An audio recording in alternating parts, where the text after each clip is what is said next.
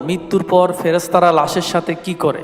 যখন লাশটিকে দাফন করে আপনজনরা চলে যায়, তখন সেই লাশের সাথে কি করা হয় আর কবরে ফেরেশতারা এসে কি বলে, এবং ভিডিওর শেষ অংশে আমরা জানবো যে দোয়াটি পাঠ করলে কবরের ফেরেশতাদের প্রশ্নের জবাব খুব সহজভাবে দিতে পারবেন।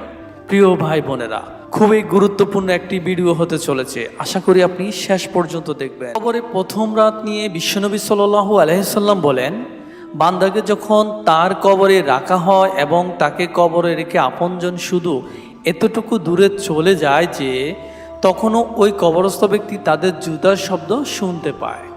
রাসূল সাল্লাল্লাহু আলাইহি সাল্লাম বলেন, ঠিক সেই সময় তার নিকট দুজন ফেরেশতা এসে তাকে বসিয়ে প্রশ্ন করা শুরু করে। যখন সর্বপ্রথম মৃত ব্যক্তিকে শোয়া থেকে বসিয়ে দেওয়া হয়, তখন মৃত ব্যক্তির কাছে মনে হয় সূর্য ডুবে যাচ্ছে। সে বসে তার চক্ষুদয় মুছতে মুছতে বলতে থাকে, তোমরা আমাকে ছেড়ে দাও, আমি নামাজ আদায় করব। সুবহানাল্লাহ। যেহেতু সূর্য ডুবে যাচ্ছে, সে মনে করবে আজ তো আসরের নামাজ আদায় করি নাই। তখন ফেরেশতাদ্বয় বুঝতে পারবে লোকটি দুনিয়াতে নামাজি এবং মোত্তাকি ছিল। ফেরেশতাগণ তখন তাকে বলবে, আপনি এখন কবরের জগতে, এখানে নামাজ রোজা কিছুই নেই, সুতরাং আপনি আমাদের প্রশ্নের উত্তর দিন। এবার ফেরেশতাগণ লোকটিকে প্রশ্ন করতে থাকবে, মান রব্বুকা, তোমার রব কে? যদি সেই ব্যক্তি নেককার হয় তবে সে উত্তর দিবে, রব্বি আল্লাহ, আমার রব আল্লাহ, সে আল্লাহ যাকে আমি দুনিয়াতে একটি মুহূর্তের জন্য ভুলে যাইনি। তারপর ফেরেশতারা প্রশ্ন করবে, মান দিনুকা, তোমার দিন কি, তোমার জীবন ব্যবস্থা কি? যদি সে ব্যক্তি নেককার হয় তবে বলবে, দিনিয়াল ইসলাম, আমার দিন হচ্ছে ইসলাম, যার উপর সদা আমি অটল থাকার চেষ্টা করেছি, কখনো বিচ্যুতি হলে ইস্তেগফার করেছি। তখন ফেরেশতাদ্বয় মুস্কি হেসে প্রশ্ন করবে, মান হাজার রাজুল, এই ব্যক্তিকে? মৃত ব্যক্তি যদি নেককার হয় তাহলে বলবে, নবিয়্যিনা মুহাম্মাদুর রাসূলুল্লাহ, তিনি আমাদের প্রিয় নবী হযরত মুহাম্মদ সাল্লাল্লাহু আলাইহি সাল্লাম। এই প্রশ্নের উত্তর শুনে ফেরেশতাগণ বলবেন, আপনি মুহাম্মদ সাল্লাল্লাহু আলাইহি সাল্লামকে কিভাবে চিনতে পারলেন? এর আগে তো কখনো আপনি দেখেননি। মুমিন বান্দা বলবে, আমি আল্লাহর কিতাব পড়েছি এবং তার প্রতি ঈমান এনেছি, তাকে জীবনভর এতটা অনুসরণ করেছি যে হৃদয়ে তার ছবি এঁকে নিয়েছি, আর আল্লাহ পাকের হুকুমে তাকে এখন আমি চিনতে পেরেছি। সুবহানাল্লাহ। প্রত্যেক মানুষকে মৃত্যুবরণ করতে হবে, মৃত্যু থেকে পালিয়ে থাকার সুযোগ কারও নেই। মৃত্যুর পর মুমিনের প্রথম গন্তব্য কবর। যে ব্যক্তি ভালো আমল করবে এবং আল্লাহর সঙ্গে সাক্ষাৎ করার জন্য প্রস্তুতি নেবে, কবর তার জন্য সুখ ও আনন্দের ঘর হবে। আর যে ব্যক্তি খারাপ আমল করবে এবং আল্লাহর আনুগত্যর ক্ষেত্রে ত্রুটি করবে, কবর তার জন্য অন্ধকার ঘর হবে। এজন্য আল্লাহ তাআলা বলেন, কবরে মুনকার নাকির ফেরেশতার প্রশ্নের উত্তর তারাই দিতে পারবে যারা মৃত্যু পর্যন্ত ঈমানের পথে প্রতিষ্ঠিত ছিল। আর যারা ইহকালের পথে ঈমানের পথে প্রতিষ্ঠিত ছিল না, মৃত্যুর পর তারা মুনকার নাকিরের সওয়াল জবাব শুধু বলবে, লা আদ্রি, লা আদ্রি, আমি কিছুই জানি না, হায় আফসোস, আমি কিছুই জানি না, আমি তো কিছুই বুঝতে পারছি না।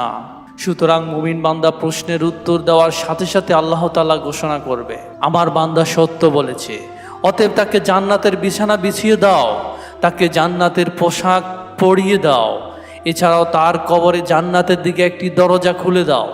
সুবহানাল্লাহ। তারপর তার দিকে জান্নাতের স্নিগ্ধকর হাওয়া ও সুগন্ধি প্রবাহিত হতে থাকবে এবং ওই দরজা তার সীমাদৃষ্টি পর্যন্ত সুপ্রশস্ত করে দেওয়া হবে। সুবহানাল্লাহ। বিশ্বনবী হযরত মুহাম্মদ সাল্লাল্লাহু আলাইহি সাল্লাম আরও বলেন, মৃত ব্যক্তির কাছে একজন সুন্দর সুরভিত উত্তম পোশাক পরিহিত সুশ্রী ব্যক্তি আগমন করে বলবে, সুসংবাদ গ্রহণ করো, যা তোমাকে আনন্দিত করবে, আজ তোমার প্রতিশ্রুত দিন। ওই সুন্দর চেহারাদারী সুসংবাদদাতাকে মুমিন বান্দা প্রশ্ন করবে, আপনি কে? সে বলবে, আমি হলাম তোমার নেক আমল। মুমিন বান্দা শুনে বলতে থাকবে, কিয়ামত সংগঠিত হয়ে যাক, কিয়ামত সংগঠিত হয়ে যাক। হাদিসটি মুসনাদে আহমদের। কেননা সে জানে প্রকৃত জান্নাত কিয়ামত দিবস সংগঠিত না হওয়া পর্যন্ত পাওয়া যাবে না। তখন ফেরেশতাগণ বলতে থাকবে, আপনি ঘুমান। মুমিন বান্দা বলবে, আমি আমার পরিবারের কাছে যেতে চাই, তাদের এই সুসংবাদ জানিয়ে দিতে চাই। ফেরেশতাগণ আবার বলবে, আপনি ঘুমান। বাসর রাতের মতো যাকে তার প্রিয়জন ব্যতীত কেউ জাগিয়ে দেয় না, তখন ওই বান্দার এক ঘুমে আল্লাহ তার শয্যা থেকে হাসরের মাঠে পুনরুত্থিত করবেন। হাদিসটি তিরমিজি শরীফে। নবী করিম সাল্লাল্লাহু আলাইহি সাল্লাম বলেন, কবর পরকালের প্রথম ঘাঁটি। কেউ যদি এখান থেকে মুক্তি পায় তাহলে পরবর্তী ঘাঁটিগুলো তার জন্য সহজ হবে, আর কেউ যদি কবর থেকে মুক্তি না পায় তাহলে পরবর্তী ঘাঁটিগুলো তার জন্য আরো কঠিন হয়ে যাবে। নবী করিম সাল্লাল্লাহু আলাইহি সাল্লাম কাফেরদের মৃত্যু প্রসঙ্গে বলেন, তার রূহকে তার শরীরে ফিরিয়ে আনা হয় এবং দুজন ফেরেশতা এসে তাকে বসিয়ে প্রশ্ন করে, তোমার রব কে? সে উত্তর দেয়, হায় আমি তো কিছুই জানি না। তারপর তারা আবার প্রশ্ন করে, তোমার দিন কি? সে বলে, হায় আমি কিছুই জানি না। তখন ফেরেশতাগণ আবারও প্রশ্ন করে, এই লোকটি তোমাদের মধ্যে প্রেরিত হয়েছিল, তিনি কে? তখন ওই ব্যক্তি বলে, হায় আমি তো জানি না, আমি তো তাকে চিনি না। তখন আকাশের দিক থেকে একজন ঘোষণাকারী ঘোষণা করেন, তার জন্য জাহান্নামের একটি বিছানা এনে বিছিয়ে দাও এবং তাকে জাহান্নামের পোশাক পরিয়ে দাও, আর তার কবরের সাথে জাহান্নামের একটি দরজা খুলে দাও। তিনি আরো বলেন, অতঃপর তার দিকে জাহান্নামের উত্তপ্ত বাতাস আসতে থাকে। এছাড়াও তার কবরকে সংকীর্ণ করে দেওয়া হয়, ফলে তার এক দিকের পাঁজরের হাড় অপর দিকের পাঁজরের হাড়ের মধ্যে ঢুকে যায়। তারপর কবরের পাপী বান্দার জন্য এক অন্ধ ও বধির ফেরেশতাকে নিযুক্ত করা হয়, যার সঙ্গে একটি লোহার হাতুড়ি থাকবে। যদি এটা দ্বারা পাহাড়কে আঘাত করা হয় তাহলে তা ধুলোয় পরিণত হয়ে যাবে।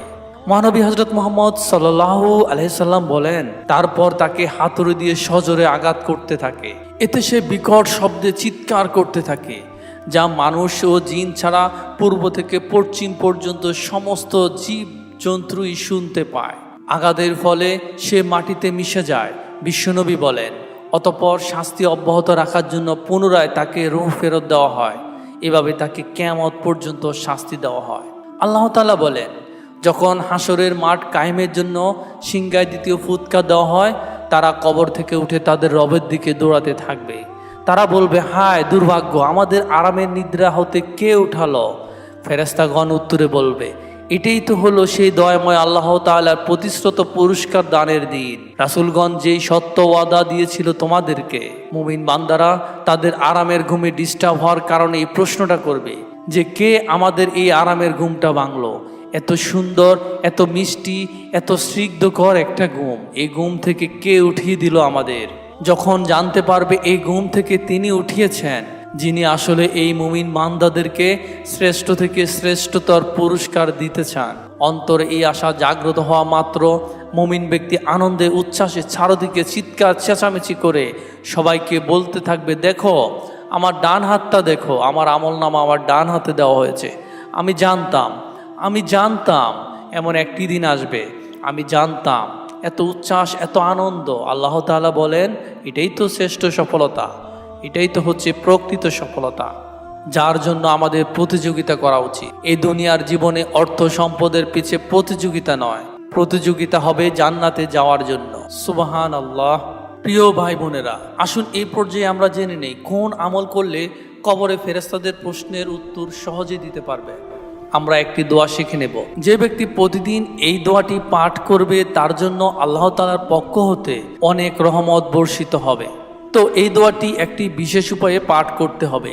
এই দোয়াটি পাঠ করলে তিনটি সুবিধা পাওয়া যায়। এক নম্বর হচ্ছে, দোয়াটি পাঠ করলে আল্লাহ তাআলা থেকে ওই ব্যক্তির রিজিকের পেরেশানি আল্লাহ তাআলা দূর করে দেবেন এবং কবরের ফেরেশতাদের প্রশ্নের জবাব খুব সহজেই দেওয়া যাবে। প্রিয় ভাই বোনেরা, দোয়াটি স্ক্রিনে দিয়ে দেওয়া হলো, আপনারা লিখে রাখবেন এবং মুখস্থ করে ফেলবেন। দোয়াটির উচ্চারণ হচ্ছে, লা ইলাহা ইল্লাল্লাহু আল মালিকু হাক্কুল মুবিন মুহাম্মাদুর রাসূলুল্লাহ আস-সাদিকুল আদিল আমিন। আপনি প্রতিদিন এই দোয়াটি পাঠ করলে ইনশাআল্লাহ আপনার কবরে ফেরেশতাদের সওয়াল জবাব সহজেই দিতে পারবেন। সুবহানাল্লাহ।